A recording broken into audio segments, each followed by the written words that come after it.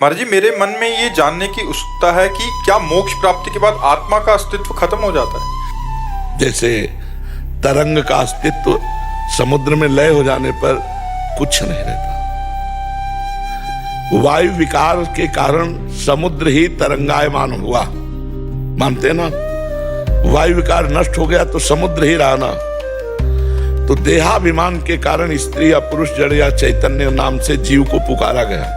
और जब ब्रह्म बोध हो जाता है, आत्मज्ञान हो जाता है, तो ये देहाभिमान गलित हो जाता है। तो जो था वो उसी में पहुंच गया। अस्तित्व का मतलब होता है अब उसे देहाभिमानी जीव नहीं कह सकते। वो तो था, समुद्र था और समुद्री है। बीच में वायु विकार होने से तरंग नाम हुआ।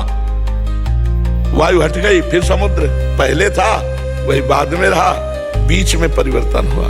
तो हम पहले ब्रह्म स्वरूप, अब जब ज्ञान प्राप्त हो गया तो अब ब्रह्म स्वरूप। तो बीच में जो देहाभिमानी जीव गति थी वो विलीन हो गई, उसका अस्तित्व खत्म हो गया। अब वो ब्रह्म था, ब्रह्म में है। ब्रह्मविद ब्रह्म भवति। अस्तित्व देहाभिमान का गया, अज्ञान का गया, अब वो अपने स्वरूप में आ गया। जो पहले था वो अविनाशी है। वो विनाश होने वाला थोड़ी कि कोई विनाश। लहर विनाशी है, वायु खत्म लहर। समुद्र तो एक रस है ना, गंभीर। ऐसे ही हमारा आत्मस्वरूप एक रस है। यद्यपि समुद्र से नहीं बनता है, क्योंकि समुद्र प्राकृतिक है और आत्मा चिदानंद है। उसका उदाहरण पर कहीं ना कहीं तो उदाहरण देने से बात समझ में आ ही जाती है।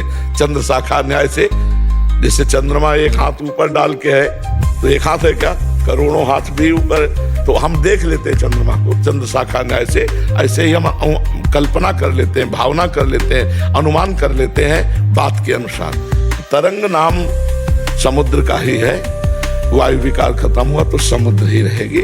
ऐसे ही आत्मा परमेश्वर है, परमात्मा है। उस शरीरों के राग के कारण जीव कहा गया, और वही शरीर राग से मुक्त हुआ तो ब्रह्मविद ब्रह्म भवति, ब्रह्म स्वरूप में स्थित हो गया।